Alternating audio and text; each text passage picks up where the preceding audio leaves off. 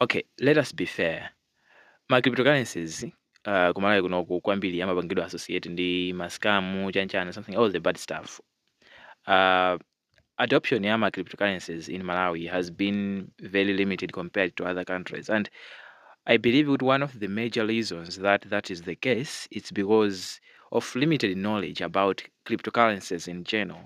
So I decided, why not just create a course that should teach people about cryptocurrencies. Of course, this course is not going to be publicly available.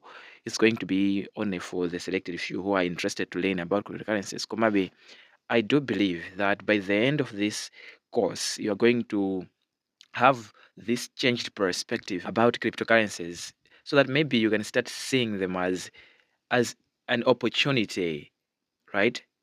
So in this course, specifically in this lesson, because we're going to have something like 2 to 3 lessons in this course so that you can actually get the whole thing. In this lesson, the first lesson is about introduction to cryptocurrencies. You're going to learn about how cryptocurrency works, right?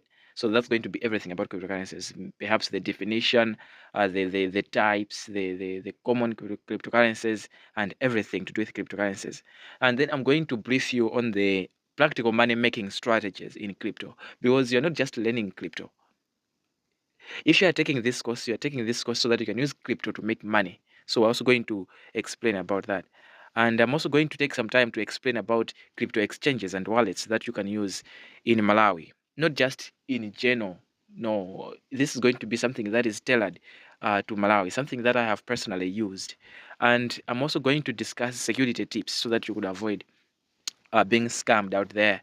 Chifoti mazuwa kuti pene pali pamene pali ndalama mascama, so most of the times amakhala pomwepo. The reason that crypto is tainted with a bad name, it's because pali anthu ambiri amene amagwiritsanso ntchito crypto yomweyo kubera anthu ena, right?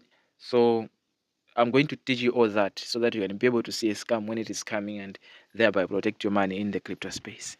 So let's dive in. What is cryptocurrency, right? Iniyo mukava kuti cryptocurrency, what do you think about it? So I need you to think about money, the money that you know, the paper currency that we deal with in our everyday life. We deal with the kwacha. Sometimes if you are doing business, you can deal with US dollars. That is traditional fiat currency. Yoti, it is controlled by your bank. Bank devaluation and something like that. Cryptocurrency is something else, right? Cryptocurrency is digital money, right?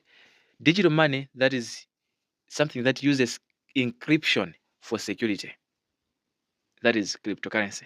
So you could think about it as money for the internet, whereby you're not touching any paper. You're just like having this virtual value in your, whether it can be in your phone, it can be in a certain device, perhaps a flash or something like that. That is digital money. Now, the best part about this digital money is that it is decentralized, as in there's no central bank or government that controls it. With traditional money, we hear about all these forex restrictions and what's not. All these are non-existent in the world of crypto because the entire system is decentralized. It is digital money. It is not controlled by a bank or a government. Now, as I have said, it only exists online. You will never withdraw it at an ATM and say, oh, I have 1 Bitcoin, this is 1 Bitcoin in paper. No, it's only going to exist online. It is based on blockchain technology for transparency. Now, this is some complex stuff. For you to understand blockchain technology, you need to take another course, of course, but perhaps it would be worth it to learn more about blockchain technology. But we're not going to dive more about the blockchain technology in this course. Now, where did crypto come from? I mean, it has not always been there, right? So we're going to take you back to 2008 and to a guy called Satoshi Nakamoto. So in 2008, this guy introduced a white paper that discussed about a virtual currency, and he called it Bitcoin. Now, in the year 2009, the first Bitcoin block was mined. You're going to understand much of this terminology as we go along. But after the first Bitcoin was mined in 2009, it began a revolution basically, because The value of Bitcoin started what? Started rising from that time. It started with a few cents and then a dollar and what's not. And then around 2011 up to 2015, while Bitcoin was rising, there came other cryptocurrencies which were emulating Bitcoin. Now you have the likes of Litecoin, Ethereum, and other cryptos. All these came after Bitcoin. Now, in 2017, something big happened in the Bitcoin world. It hit $20,000 per one Bitcoin. One Bitcoin hit $20,000. And you know what that means. That is big news. And that was just the beginning. Because I'll just give you a sneak peek. Right now, Bitcoin is over $100,000 in value. So you could think about how much of an investment it would have been if you had rode on the wave in 2009 when it was first mined. Now, at the moment, the crypto space is exploding, honestly speaking, with governments adopting crypto, and the value of cryptocurrency is always rising. And I think that is also the reason that you have decided to learn more about cryptocurrencies, because they are now more popular as ever. So I guess you now understand where we are coming from and where we are going. Now, there are several popular cryptocurrencies, and of course, I'm just going to list some of them here. The first one is Bitcoin, which is the first crypto that was created, and it is also called digital gold because of its value. You have the second most popular, which is Ethereum, and you have Litecoin. You also have Ripple and Cardano.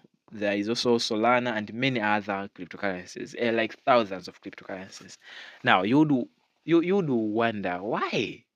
Why do you need crypto when you could just use normal money for perhaps paying for services and what's not? Why do you have to use crypto? And I have an answer for that. You see how like for you to use normal money or fiat currency, you really need government approval, honestly speaking. For example, a few days ago, I was trying to buy something online. With the current forex crisis in Malawi, I was faced with this challenge. The banks blocked my transactions and I was suffering. I didn't know what to do until I decided, okay, I could just use crypto. And with crypto, I managed to actually purchase something online. You see, so crypto is useful in such situations where you cannot rely on fiat currency. That's why crypto matters. So you could use crypto because one, it breaks away from the government control. You are not going to worry about forex restrictions and what's not. That's why crypto matters. And think about that. That is literally financial freedom right there. You have control of your own funds at will, with no fears. Really, the government can freeze your assets and so on. No, they're not going to find them. And another thing is that it gives you access to borderless payments. With normal money, you need to go to the bank, do a swift transfer and what's not. That does not exist in crypto. In crypto, you can send money abroad in an instant, and the money arrives at your destination. And most of the times, it is usually free of charge, or perhaps with a very small fee that is charged. And it is very, very small compared to what the banks charge. So, yeah, that's why it is relevant in these days. And you could use crypto to trade, for example. And there are several types of trading that I'm going to explore in the other lessons that are coming. So this is why the crypto revolution is taking a fast pace these days. It's because crypto has so much value than most people realize. Now, in the subsequent lessons, I'm going to discuss practical money making strategies in crypto, and some of these are hodling, which is called buying and holding, whereby you invest in cryptocurrencies and hold for the long term. We're going to discuss about P2P trading. I'm also going to discuss about trading, which is spot trading and futures trading and margin trading and what's not. All these practical money making strategies that are actually working in Malawi at the moment. So we're going to discuss them in the subsequent lessons. And finally, I need to discuss about crypto exchanges and wallets because you need this if you are to venture into crypto. Okay, so a crypto exchange is basically a platform that is used to buy, sell, and of course trade cryptocurrencies. You need to keep that in mind. An exchange is going to be used to buy crypto. You can use the same exchange to sell the cryptocurrency that you have bought, and you could also use the same exchange to actually perform trading. There are futures or perhaps spot trading. Now, there are two types of exchanges. You have centralized exchange, whereby it is controlled by a large company. For example, Binance. Binance is a very large company. It's a global company. And you would also have decentralized exchanges, which are controlled by traders, like peer-to-peer. And you have Uniswap. Now, well, there's a node right there where I'm saying exchanges basically allow users to trade crypto apart from simple buying and selling, which will be elaborated, of course, in the coming lessons.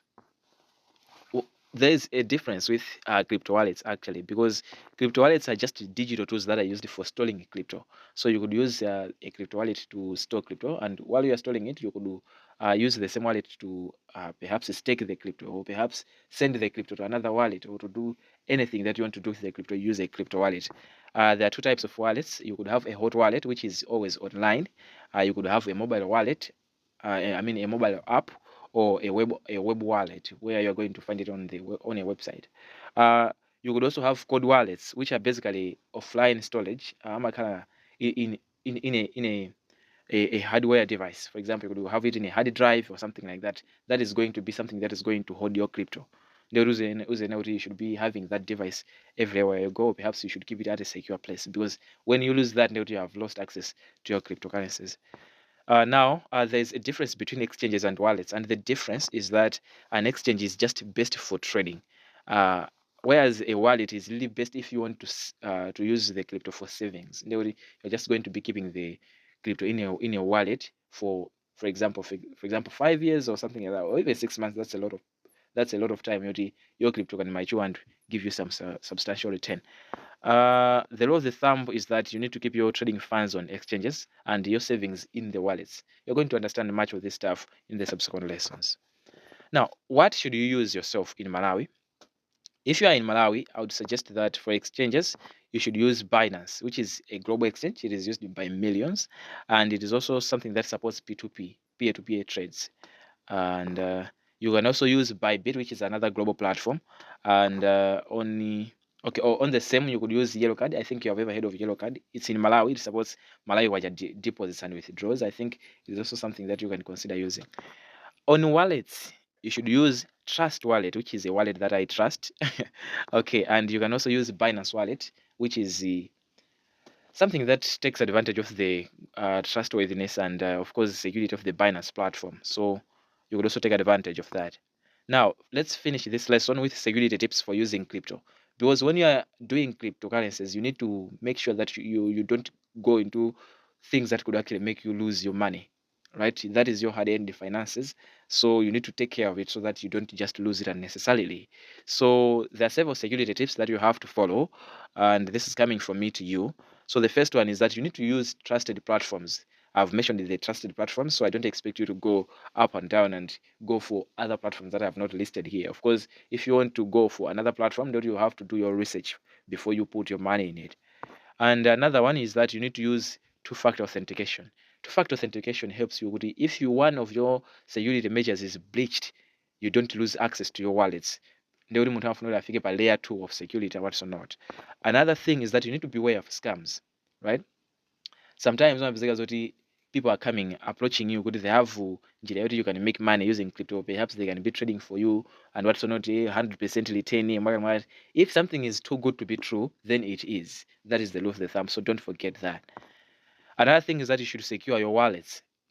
Here, I mean, when you are creating a wallet, seed phrase and what's not, all these secret details you need to keep to yourself and in a secure place so that no one has access to my cryptocurrencies are in your wallets. And finally, beware of phishing attacks. Phishing attacks are actually websites. I mean, ma scammers amene amabwera ndi tuma website ofanana ndi platform imene mukhoza kukhala mugwisa ntchito. For example, mwina wakhoza ndi, for example, Binance mw.com. So chifukwa mwangona kuti pali Binance munoza ndi Binance ya wallet ikufanana ma login details, ma login setup ndi ya the Binance platform. Cholinga kuti angobwera ma login details anu iwo aja akonese kupita ku platform je ndikubwera ni zinthu zanu. So you need to be careful. Make sure that my link amene mukupanga click, they are only those of the platforms that you are using. Otherwise, you would fall victim from phishing attacks. Now, I guess you now have the gist of the matter, and basically that's what crypto is all about. Okay, You can learn more about crypto by following the crypto news. Of course, there are YouTube channels talking more about crypto. You can learn more about crypto by just being curious and keeping an open mind, really. And reaching this juncture, I'll see you in the next lesson, which is basically going to be about the practical money making strategies in cryptocurrencies. So we're going to discuss about trading. Yeah. So I'll see you in the next lesson.